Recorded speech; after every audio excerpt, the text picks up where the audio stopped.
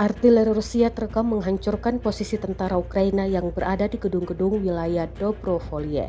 Rekamannya beredar di Telegram pada Minggu 27 Oktober 2024. Dalam keterangan unggahan disebutkan pasukan Rusia menggunakan artileri menghancurkan musuh di Dobrovolye.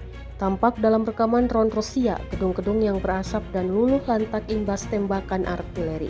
Namun belum diketahui kerugian maupun total korban jiwa dalam serangan ini. Selain di wilayah ini, pasukan Rusia juga telah memasuki sebagian kota Selidove, wilayah Donetsk 20 km selatan Pokrovsk.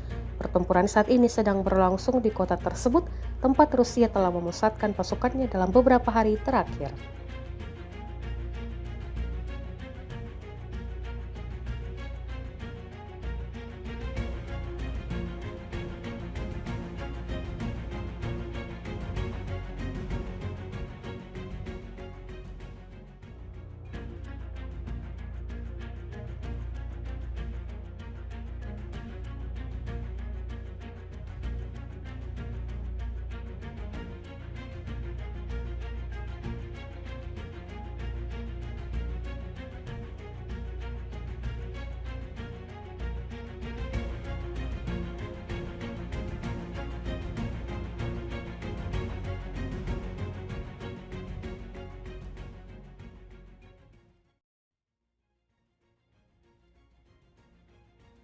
Download Tribun X sekarang, menghadirkan lokal menjadi Indonesia.